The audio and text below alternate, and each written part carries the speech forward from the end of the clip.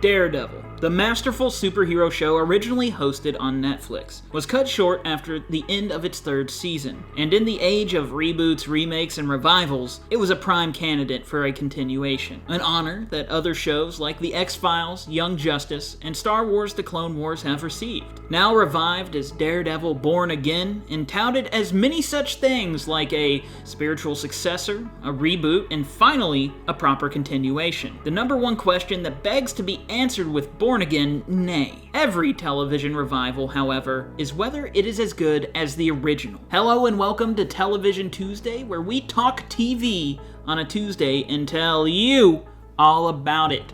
I'm your host, Jackson Hamm, and today we're talking about Daredevil Born Again.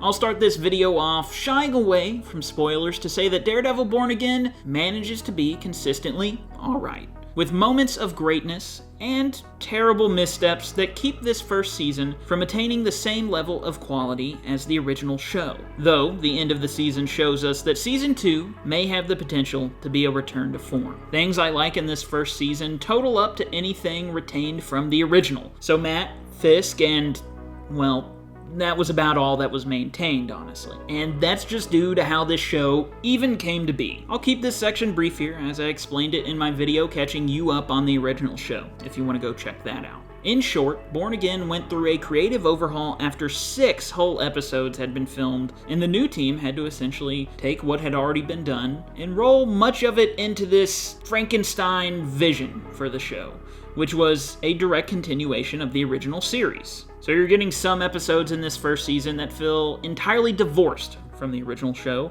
and others that are almost directly affected by it.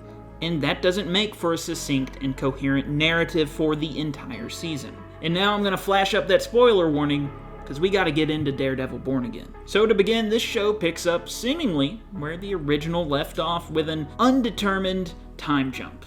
Not much context is given for what happened between now and the end of the original series, but luckily, things can be inferred pretty well. The Nelson, Murdoch, and Page law firm is doing great. Matt and Karen are seemingly together finally, and Bullseye kills Foggy. Wait, what? Right from the jump, this show drops us back into what we loved, and then torments us as Bullseye returns and murders, to me, the heart of the original show. This is followed by a rather janky fight scene, but it gets better as it moves on. Then, after Matt attempts to kill Bullseye, he gives up on the Daredevil identity. This is really in line with Matt, in my opinion, and to me serves his character very well, as he once half-heartedly gave up the identity.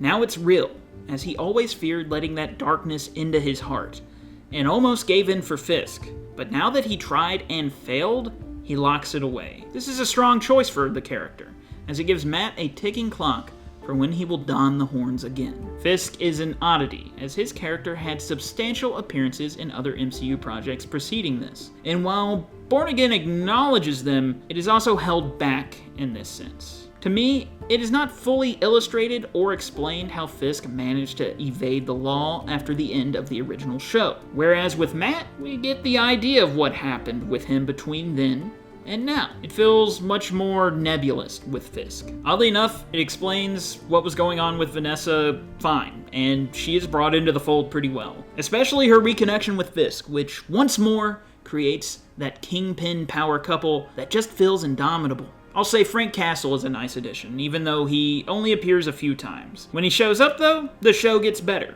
and starts to feel like itself again. That's all I really got for him, besides the fact that I can gladly say they did not tone him down. Everyone else feels like they're kind of just there to say lines and tell Matt stuff, and kind of feel like they're just left over from the original vision of Born Again.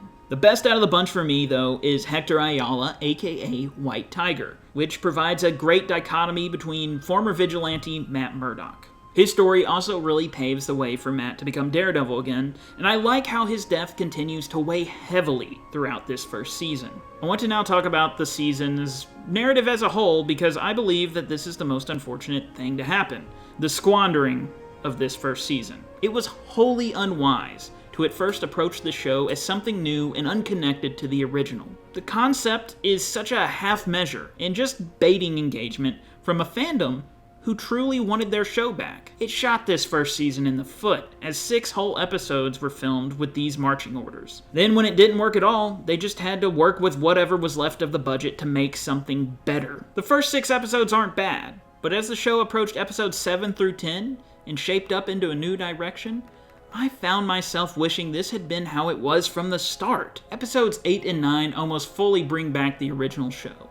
You just had to get through a lot of mediocre context. This first season is like excitedly going to a restaurant and getting a rather bland appetizer, but then getting a disappointingly portioned main course that tastes pretty damn good. I don't think it reaches the levels of the original, unfortunately, but I'd say it's better than the entirety of Iron Fist, and maybe even The Defenders. And last but not least, I have to give this show a rating, and I don't think I can go any higher than a 7.5 out of 10. And to kind of explain where this falls in the hierarchy of Daredevil, Season 1 is a 9 out of 10, Season 2 is an 8 out of 10, Season 3 is an 8.5 out of 10, and for bonus points, the Daredevil movie is a 4 out of 10 sober, and an 8 out of 10 if not, probably. That concludes this episode of Television Tuesday, and go ahead and tell me what you think. No, I think I should tell you. Yeah, you.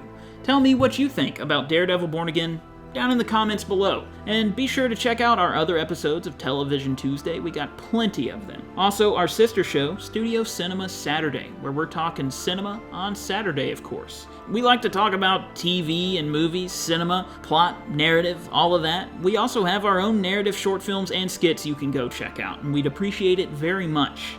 And last but not least, thanks for watching. What's up? It's the Hamm After Action Report. Bought these sunglasses just for this video. Didn't wear them. So they're getting in the video one way or another. Yeah.